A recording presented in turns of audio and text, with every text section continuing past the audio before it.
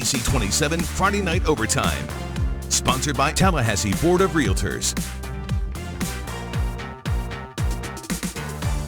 Hello, everybody. It is good to be back on this Friday night, and it's good to be back on the same set with my buddy. Right? What? It's a little weird. Believe it or not, we do work together. I don't think people believe that. Yeah, we're like not on opposite ends of the studio. Right? This is the playoff edition of Friday Night Overtime, guys. It is week number 2 of the postseason. I'm Sports Director Allison Posey. He is Dom Tibbetts, the dancing machine, and we've got a good show playing for you guys tonight. We sure do, and it's win or go home time, AP. And while everyone across the Big Bend in South Georgia played last week, a few lucky teams had a bye. The MUNROE Bobcats, one of those teams. Oh, yes, they were. Here's to hoping that extra week of rest pays off. The Bobcats hosting University Christian, who was last year's Class 2A state runner-up. Big-time game. 2A regional semifinals tonight. The Bobcats again taking on UC, and we have a good one here, folks. Second quarter action. UC near the goal line. Oral Gray getting the rock, rushes it in for the touchdown.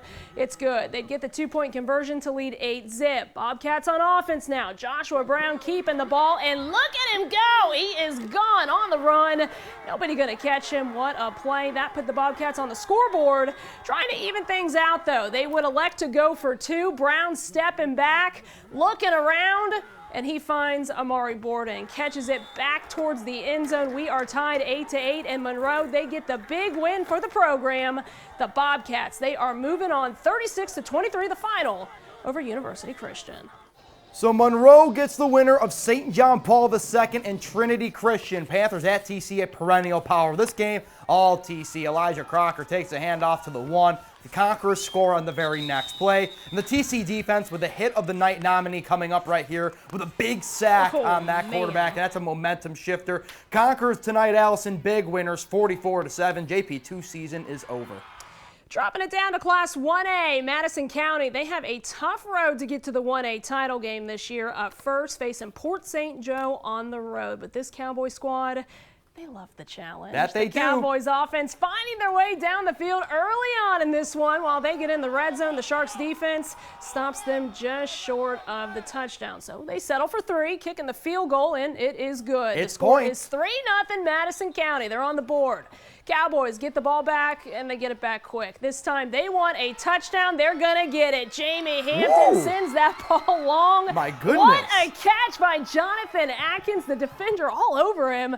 He gets the touchdown. It's 10-0. St. Joe trying to get the offense going, but not going to happen, folks. Keyshawn Mitchell, the big INT. He books it down the field. He is gone. A pick 6 for the boys. It's now 17-0 Madison County.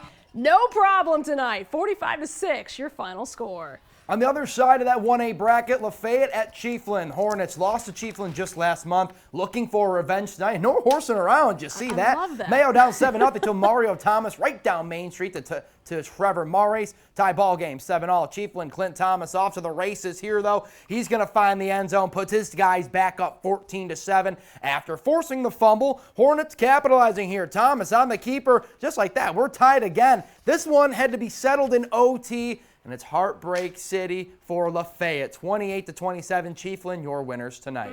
Tough loss for Mayo. The Florida High Seminoles finished state runner-up in 2019, looking to get back to that 3A title game. Facing Walton tonight, regional semifinals. Brody Brooks making the grand fights for yards. Knowles would score a little bit later to take a 27-0 lead. After a 4th down stop, Bray's defense, a little discombobulated. Trey Donaldson immediately looking to Brooks Hickman on the sideline, slipping a tackle, uses a blocker. He gets the 1st down. And the cap off that drive, Donaldson, he has all day for this. Brooks for 6. Florida High, they roll 55-7 over Walton. They are regional final bound.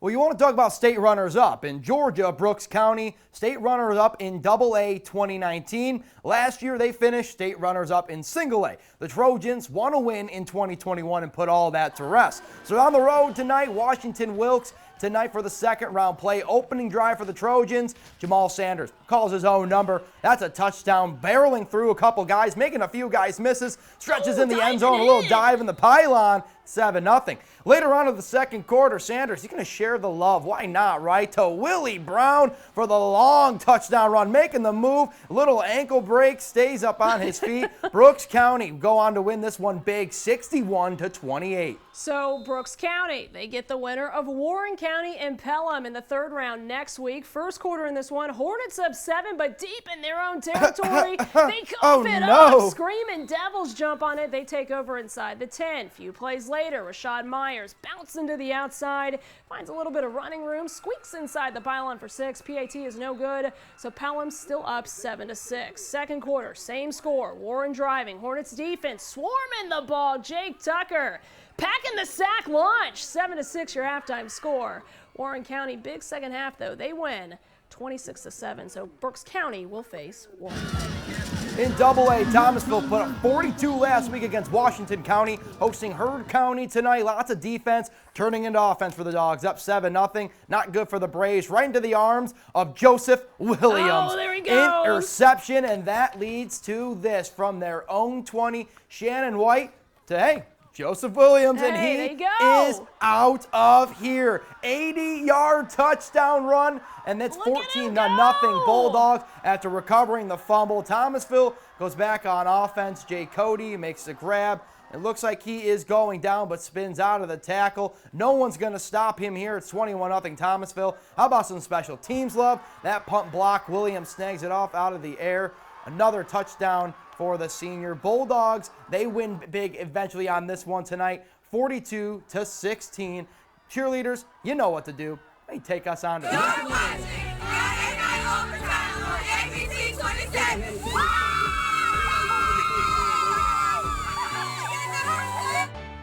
Hello, everybody, and welcome back to Friday Night Overtime. Again, it is week number 2 of the postseason. You gotta win if you want to stay alive. Lowndes looking to win. They've done a lot of that this year. They haven't lost since September the 10th. Yeah, that's pretty good. Yeah, Vikings at home tonight hosting Norcross. Vikings, Tate Simmons gets the scoring off here first. Hands it off to Eric Brown, and he's going to pick up a tough first down. Sets up first and goal. Simmons this time using his arm, throws it to the corner of his end zone, only where his receiver can get it, and it's Carson Page catching it with one hand for the touchdown. Page letting the Blue Devils know about it. Lowndes wins a close one tonight. They're moving on 35-34. They keep their winning ways going.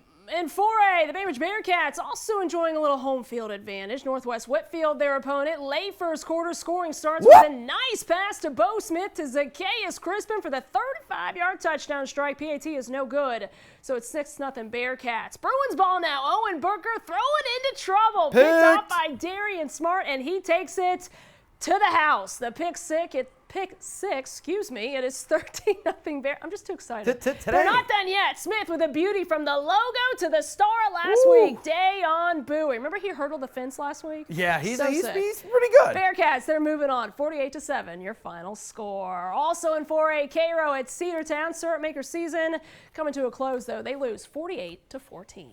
Well, let's talk a little GISA football. VALWOOD didn't win a region game in the regular season. Last week paired up with the region foe Southland in the first round. No problem for the Valiants. So Pinewood Christian in the second round tonight, and not a good night for the Valiants. Down 42-0 at the half, and the defense kept it that way. Skylar Dukes, the sack of this QB right here, then Pinewood offense responds. Trying to get something going here. Banks, he's going to go over to his man Parker Booth for the nice gain, and Pinewood was moving in this one. That's kind of the theme all night here. That drive would stall, but it really didn't matter tonight, folks. VALWOOD did end up going on to fall 42-0.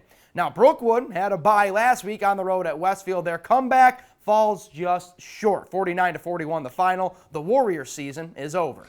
The Lincoln Trojans, they're on a 7-game win streak. Their last loss came September 17th to Mosley. And hey, Dom, guess who they're playing tonight?